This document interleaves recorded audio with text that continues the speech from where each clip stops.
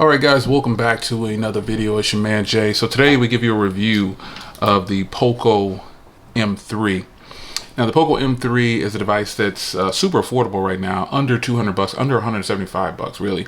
And it's a speedy device. Now I've got the default icon pack on here, and I got this in its Xiaomi form, because you can customize this thing all you want. And it is a great looking device too. Comes in several colors.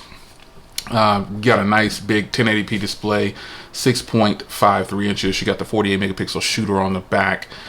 6,000 milliamp hour battery has proven to be fantastic.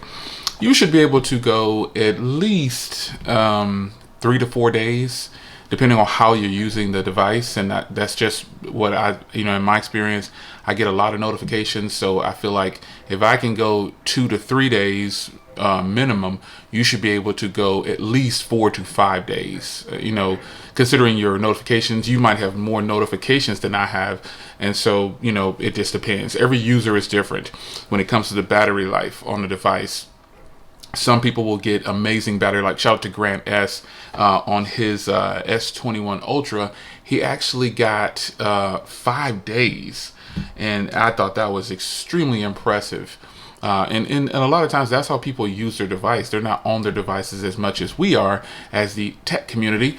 We stay on our devices, the phone beeps, and we run to it. In most cases, a lot of people do, because they want to know, hey, what was that? What was that? The ability to have things right in your pocket is really nice. So battery life on this thing is extremely impressive. Now, I took the cameras for a ride. I just kind of went around the house and took some photos. It's really gloomy outside, a little bit of rain. And these cameras have proven to be impressive at the least. They are really strong.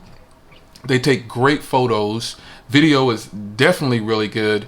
And I think that if you're a person who's you don't want to invest in an actual camera, if you will, a point and shoot, this is definitely an option for you.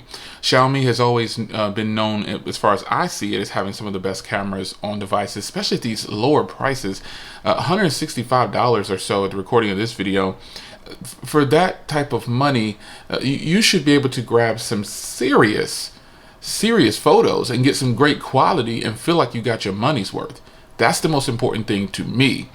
So when it comes to shooting photos, they're extremely impressive in my book. And I just think that's something that you'll be the judge of how you feel like these cameras are, front and rear, whichever. You'll determine that. And I think you'll be hard pressed to say that these are bad cameras. Now, when it comes to the hardware, this has a side-mounted fingerprint reader, and it's actually really good. You don't have to press it to get it to turn on. You just rest your finger on it, and it comes on. That gives you some sense of how. Come on, buddy. That gives you some sense of how nice this is. Now, well, it's not the fastest fingerprint reader.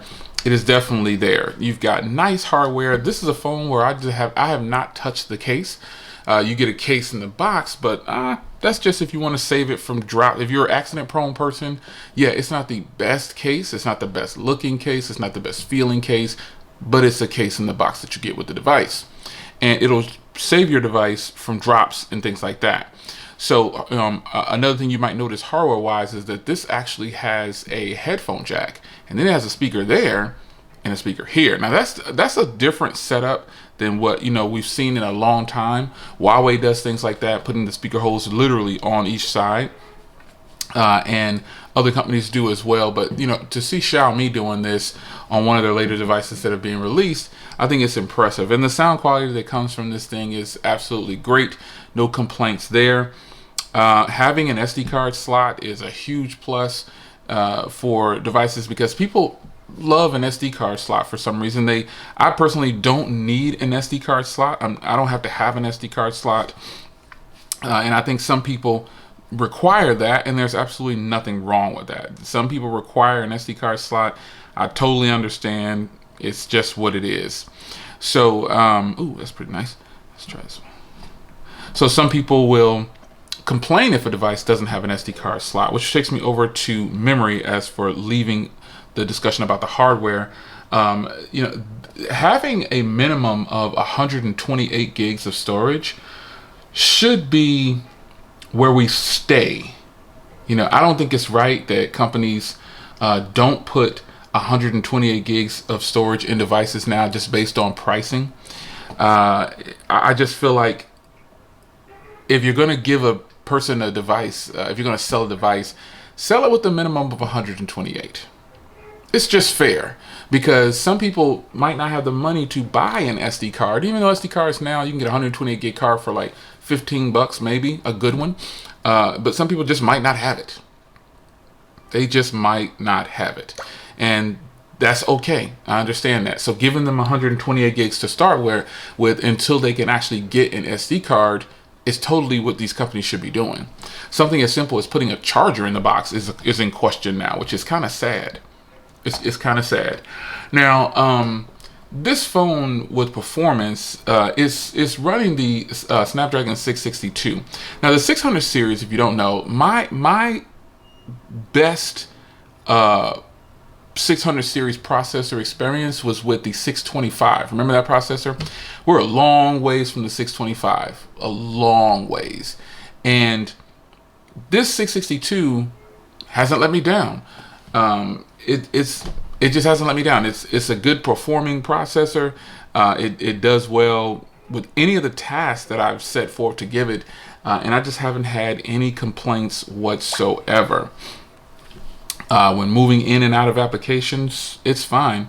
Nothing, no complaints. I haven't had any hiccups or anything with it. Nothing. It just has been a performing phone with this processor. Now, it does have 4 gigs or 6 gigs of RAM option, but this is the 4 gig, 128 gig model.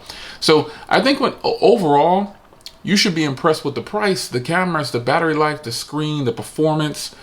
You know, what else do you really need? Yeah. So if I had to think of a con, I would say the only con is with this device is you're going to get 4G LTE. You're not going to get 5G, but the 4G LTE is doable. It's totally fine. I don't think you'll have a problem with the speeds and streaming and things like that. I just don't think you'll have a problem with it. So this is the Poco M3, and it's a device that's out there on the market that's unlocked, works with all carriers except for CDMA, no Sprint, no Verizon, no things like that. Just GSM providers. Pop your SIM card in there and you're ready to go. Add you a SD card and you're good for quite some time to come. Some people have asked about, like, you know, the skin and things like that. Well, I don't technically have a skin before I get out of here. I just ran an icon pack, and I think this will be the best way for you to kind of take advantage of customizations if you don't want to use their themes. Now, they do have themes. They have a theme store. And I just think it's best for me to just skin the icon pack. Themes are cool and everything, but I just prefer to do an icon pack, and I am golden. If you did want to go into the theme store, you just head over to themes and it'll take you in there and you'll be good to go. You can download as many free themes as you can possibly think of. They're all there. It's your man Jay. Hope you guys enjoyed the Poco M3. I like it. It's a go. It's totally worth the money. And the battery life, woo! You should be impressed. See you in the next one, folks. Take care.